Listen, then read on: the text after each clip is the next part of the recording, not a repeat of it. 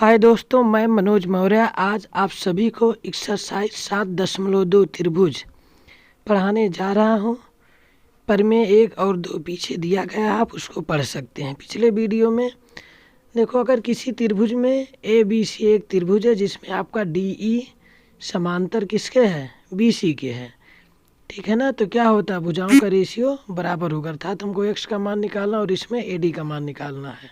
ठीक, तो सबसे पहले हम देखते हैं कि डी ई समांतर किसके है, बी सी के। तो प्रमेय नंबर फर्स्ट पे आ जाओ। अगर डी ई बी सी के समांतर है तो भुजाओं का रेशियो एक ही अनुपात में होगा। तो हम लिख सकते हैं ए डी अपान में डी बी।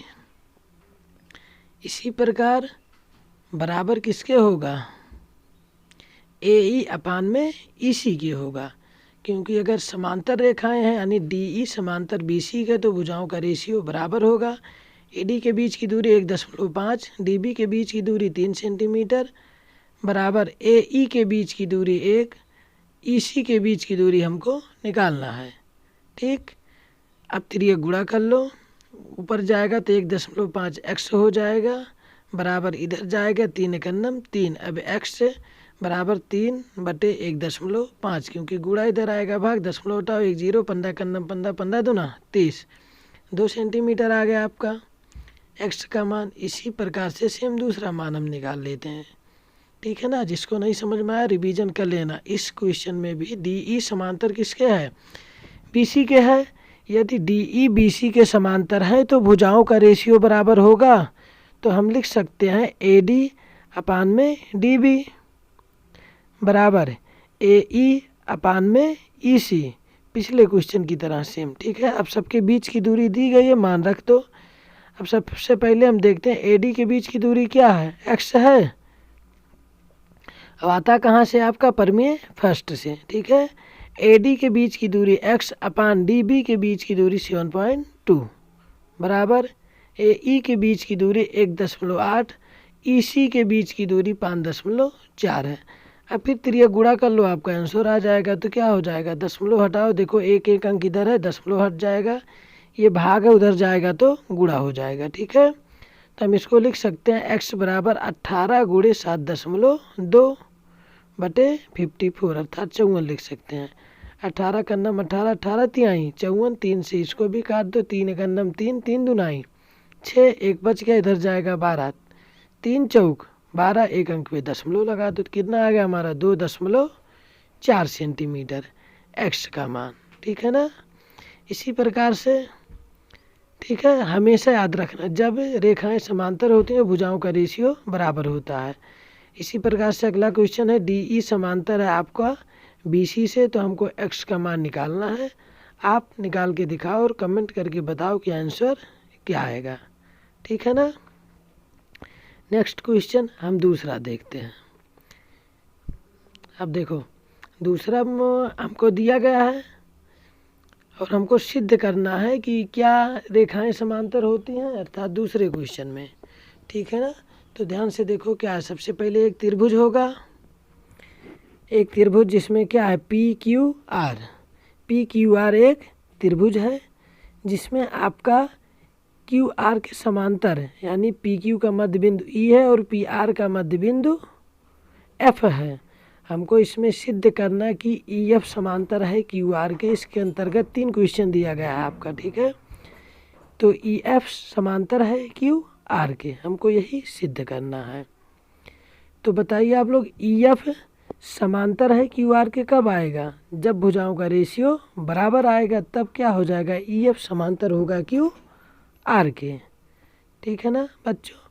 पहला क्वेश्चन देखो, ई पी के बीच की दूरी दिया गया है, सबके बीच की दूरी दिया गया है। ई पी के बीच की दूरी 3.9 सेंटीमीटर है।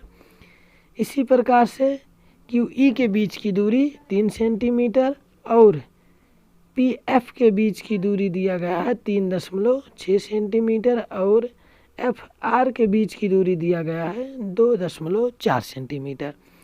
हम जानते हैं अगर भुजाओं का रेशियो समान बराबर आ गया तो ये अपने आप ई एफ समांतर होगा क्यू आर के। इसलिए हम पहले प्रमेय लिखते हैं। क्या लिखोगे, पी ई अपान में P Q, E Q sorry बच्चों, पी ई अपान में ई क्यू बराबर पी एफ अपान में एफ आर के लिखते हैं। अब ध्यान से देखना, परमेय फर्स्ट से आता है ये, ठीक है। अब सबके बीच की दूरी दी गई है, सबको रख दो। पी ई के बीच की दूरी ध्यान से देखो 3.9 है, ठीक। इसी प्रकार से ई क्यू के बीच की दूरी 3 है बराबर पी एफ के बीच की दूरी 3.6 और एफ आर के बीच की दूरी 2.4 है।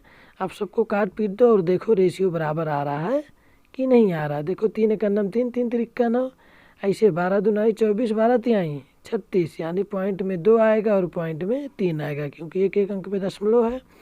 तो 1.3/1 बराबर 0.3 अपान 0.2, अगर एक एक अंक में दशमलव हट जाएगा, ठीक है। यानी अगर वहाँ दशमलव हटाओगे नीचे एक 0, 13/10 3/2 के बराबर होगा?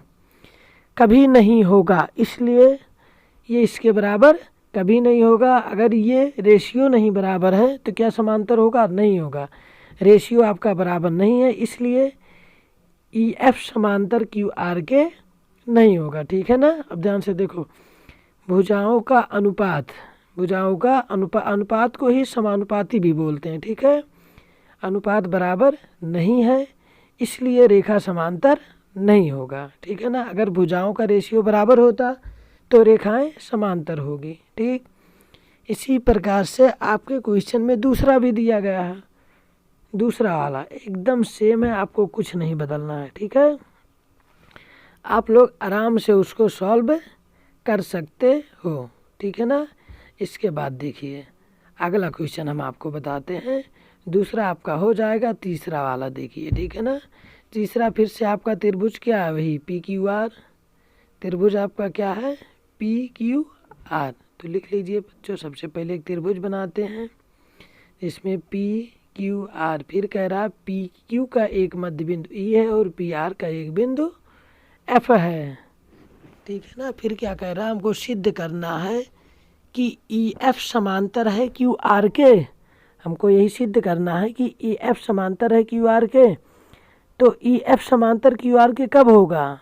बार बार यही चीज़ बता रहे हैं ना, जब भी भुजाओं का रेशियो बराबर आएगा, ठीक है ना। अब सबके बीच की वैल्यू दी गई है क्वेश्चन में, अब उसको रख लो किसके बीच की वैल्यू कितना दिया गया। तो देखो पी क्यू के बीच की दूरी 1.28 सेंटीमीटर दिया गया है। इसी प्रकार से पी आर के बीच की दूरी, ठीक है ना, 2.56 सेंटीमीटर दिया गया है। इसके बाद हम देखते हैं ई पी के बीच की दूरी आपकी दी गई है और पी एफ के बीच की दूरी दी गई है। तो ई पी के बीच की दूरी 0.18 सेंटीमीटर दिया गया है। इसी प्रकार से पी एफ के बीच की दूरी 1.36 सेंटीमीटर दिया गया है। अगर हमको भुजाओं का रेशियो बराबर दिखाना है या फिर इसको समांतर सिद्ध करना है तो हमको ई क्यू और ई आर के बीच की दूरी पता होना चाहिए। तो हम करते क्या है, देखो अगर पी क्यू में से पी ई हम माइनस कर देते हैं, ध्यान से देखना बच्चों, पी क्यू में से अगर पी ई निकाल दो तो क्या बचेगा? ई क्यू ही तो बचेगा। अर्थात हम ई क्यू बराबर लिख सकते हैं पी क्यू और माइनस में क्या लिख सकते हैं? पी ई लिख सकते हैं, ठीक है ना। पी क्यू माइनस में पी ई लिख सकते हैं, ठीक। अब पी क्यू के बीच की दूरी क्या दिया गया और पी ई के बीच की दूरी रख दो, हमारा क्या आएगा? क्यू ई के बीच की दूरी आ जाएगी।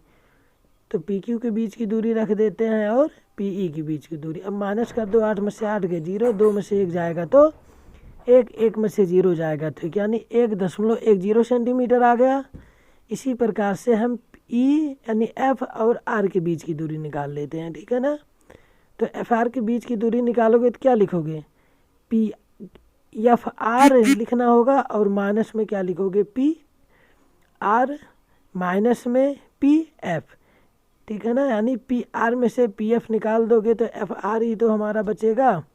तो माइनस कर दो, 2.56 माइनस में 0.36। जब भी हम माइनस करेंगे देखो 6 में से 6 जाएगा आपका 0 आ जाएगा, ठीक। 5 में से 3 जाएगा तो 2 आएगा और 2 में से 0 जाएगा तो 2 ही आएगा। तो 2.20 आ गया, ठीक है ना।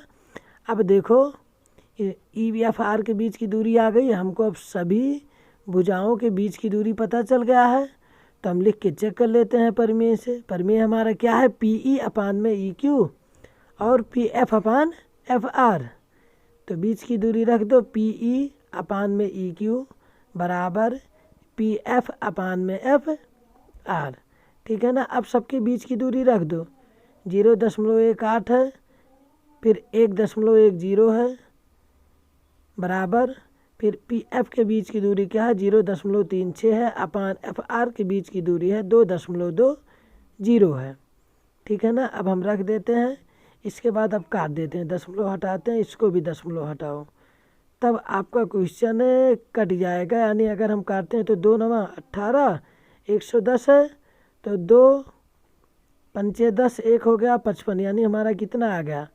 9/55 आ गया इधर, और इधर वाला हम 36 को काट लेते हैं, तो 9 बटे क्या आ गया हमारा, सॉरी ये 9/55 है, गलती से 15 लिख रहा है, ठीक है ना। तो 9/55 बराबर क्या आएगा 9/55। अगर ये हमारा 9/55 9/55 दोनों का अगर रेशियो बराबर है, ठीक है ना, तो क्या है EF समांतर है किसके क्यू आर के, भुजाओं का रेशियो बराबर है, तो EF समांतर किसके होगा क्यू आर के होगा, ठीक है ना। समझ में आया, एकदम पहले वाले क्वेश्चन की तरह है, भुजाओं का रेशियो अगर हमने निकाल ही लिया है तो आप इसको आराम से निकाल सकते हो, ठीक है ना। हम एक बार प्रमेय फर्स्ट और प्रमेय 2 थोड़ा सा नज़र डाल लेते हैं। पहला प्रमेय आपका क्या कहता है, एक त्रिभुज मान लीजिए हमारा पी क्यू आर है, क्यू आर के समांतर कोई रेखा मान लो हम डी ई खींचते हैं। पहला प्रमेय कहता है यदि आपका डी ई समांतर होगा क्यू आर के, यदि डी ई समांतर है क्यू आर के तो भुजाओं का रेशियो बराबर होता है, अर्थात क्या होगा पी डी अपान में डी क्यू के, ठीक, बराबर पी ई अपान में ई आर के होगा। आया समझ में। यानी अगर ये रेखा समांतर है तो भुजाओं का रेशियो बराबर होगा। प्रमेय 2 सेम इसी का उल्टा होता है, ठीक है ना। उसमें आपका कहेगा यदि भुजाओं का रेशियो बराबर है तो दोनों रेखाएं समांतर होती हैं। इस बार आपका कहेगा कि पी डी अपान में डी क्यू, पी डी अपान में डी क्यू बराबर है पी ई अपान में ई आर के। ध्यान से देखो, भुजाओं का रेशियो हम बराबर लिख चुके हैं, तो हमारा डी ई समांतर किसके होगा क्यू आर के होगा, ठीक है ना, क्यू आर के होगा। आज समझ में, यदि डी ई समांतर क्यू आर के है, अगर ये दोनों रेखाएं समांतर होते हैं तो भुजाओं का रेशियो बराबर होगा। यदि भुजाओं का रेशियो बराबर है तो दोनों रेखाएं आपस में समांतर होती हैं। यही आपका पहला और दूसरा प्रमेय है। यदि आपको समझ में आया हो तो प्लीज़ लाइक शेयर कमेंट करें। Thank you watching. चैनल को सब्सक्राइब जरूर करें।